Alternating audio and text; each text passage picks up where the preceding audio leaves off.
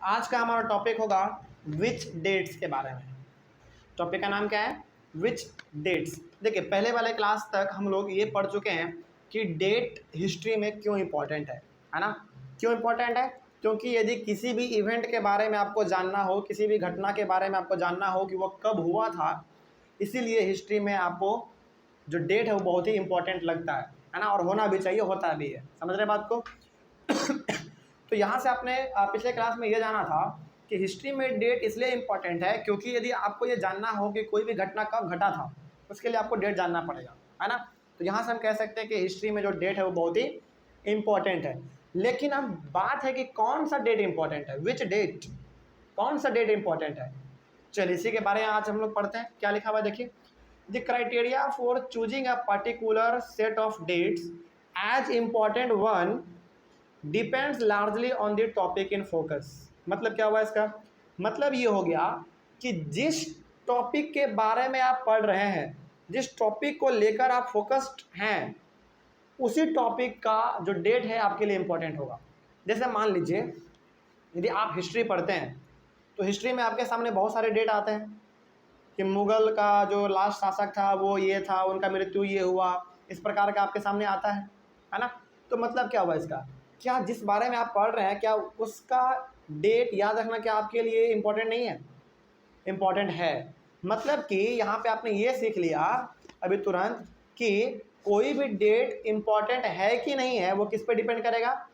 जिसके बारे में आप पढ़ रहे हैं, है ना? यदि आप जिसके बारे में पढ़ रहे हैं यदि वो इम्पोर्टेंट है तो ऑब्वियस सी बात है कि आप उसको थोड़ा बहुत इम्पोर्टेंस देंगे ही देंगे। समझ रहे बात को? चलिए, तो वही यहाँ पे लिखा हुआ था कि the criteria for choosing a particular set of dates as important one, कौन सा डेट इम्पॉर्टेंट होगा ये किस पे डिपेंड करेगा? इस पे डिपेंड करेगा कि आप किसके बारे में पढ़ रहे हैं, कौन से टॉपिक के बारे में आप पढ़ रहे हैं, कौन से टॉपिक को आप पूरी फोकस्ड के साथ पढ़ रहे हैं, है ना? तो जिस टॉपिक को आप पढ़ रहे हैं उसी टॉपिक का डेट आपके लिए इंपॉर्टेंट है। समझ रहे बात को? चलो आगे बढ़ते हैं फिर।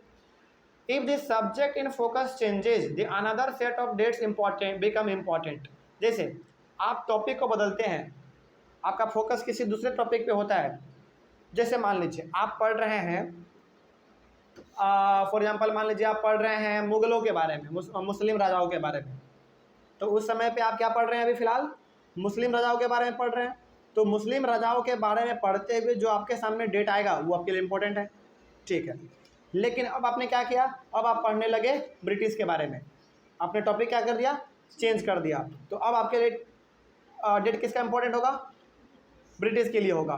तो यहाँ से आप कह सकते हैं कि जैसे जैसे आपका सब्जेक्ट बदलता है, यानी कि जैसे जैसे आपका सब्जेक्ट यानी कि टॉपिक बदलता है, वैसे वैसे आपका डेट भी बदलता रहता है ना?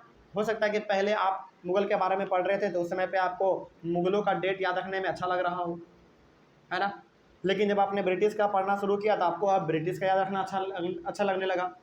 तो ये सबसे ज़्यादा इम्पॉर्टेंट है कि कौन सा डेट इम्पॉर्टेंट होगा। ये सबसे इम्पॉर्टेंट इसलिए है क्योंकि ये डिपेंड करेगा, किस पे डिपेंड करेगा?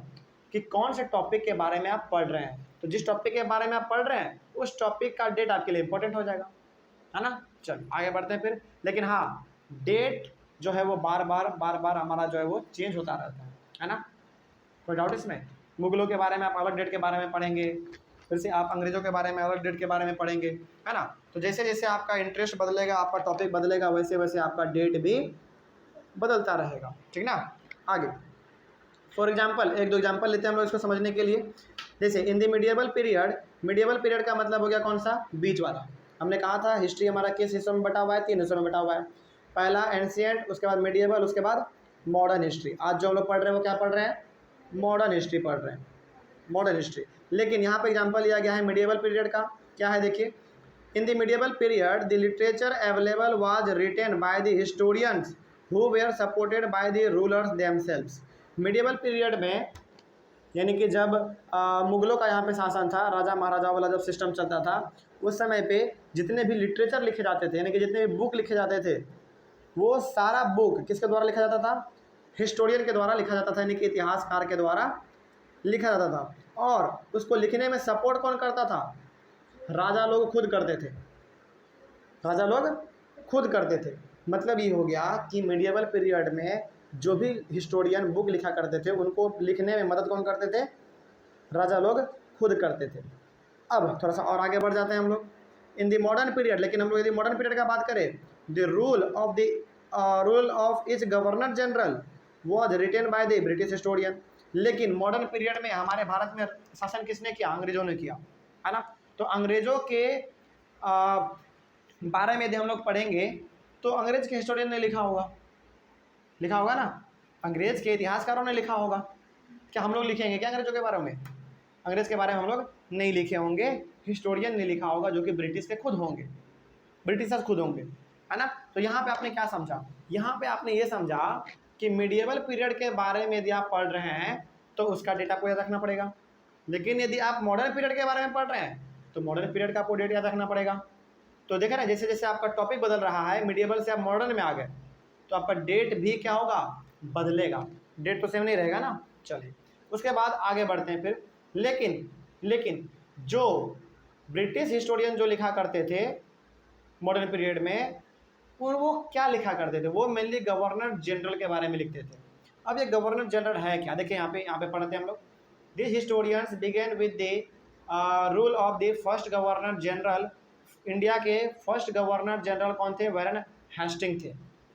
अब आपको लग रहा होगा कि सर ये गवर्नर जनरल क्या है? देखिए गवर्नर जनरल हो गया, फिर से वाइसराय हो गया, फिर से केवल गवर्नर हो गया। इन सभी के लिए हम लोग एक अलग क्लास में पढ़ेंगे। लेकिन फिलहाल अभी आप ये जान लीजिए कि गवर्नर जनरल और वाइसराय अंग्रेजों का बहुत बड़ा अधिकारी हुआ करता था। अंग्रेजों का ये बहुत बड़ा आदमी हुआ करता था, यानी कि अधिकारी हुआ करता था। समझ रहे बात को? चलिए, तो इंडिया में गवर्नर जनरल सबसे पहला कौन था? वारेन हेस्टिंग था। ये एमसीक्यू में या फिर एक 2 नंबर में पूछ लेता है, इसको आप याद रखिएगा कि इंडिया में सबसे पहला गवर्नर जनरल कौन था? वारेन हेस्टिंग था। और सबसे आखिरी वाइसराय कौन था? Lord Mountbatten. लॉर्ड माउंटबेटन ये हमारे सबसे आखिरी वाइसराय थे इंडिया के।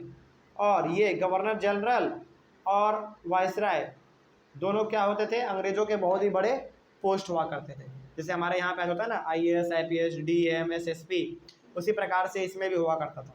ठीक है, चलिए आगे बढ़ते हैं फिर। तो खैर यहाँ से आपने क्या सीखा? यहाँ से आपने ये सीख लिया कि जिस टॉपिक के बारे में आप पढ़ रहे हैं उसी टॉपिक का डेट आपको इम्पोर्टेंट लगता है ना। चलिए आगे बढ़ते हैं फिर। So every date is important. तो क्या हम लोग यहाँ से कह सकते हैं कि हर एक डेट आपस में क्या है? इंपॉर्टेंट है। सही बात है, हर एक डेट आपस में इंपॉर्टेंट है। जिसके बारे में आप पढ़ेंगे वही डेट आपके लिए इंपॉर्टेंट हो जाएगा, है ना। चलिए, it depends on the topic in focus, यानी कि लेकिन ये डिपेंड करेगा कि आप किस टॉपिक को फोकस के साथ पढ़ रहे हैं, जान रहे हैं या फिर सीख रहे हैं। तो जो भी टॉपिक आप फोकस के साथ पढ़ रहे हैं उसी टॉपिक का डेट आपको याद रखना पड़ता होगा, है ना। आप रखते भी होंगे, है ना। चलिए अच्छी बात है।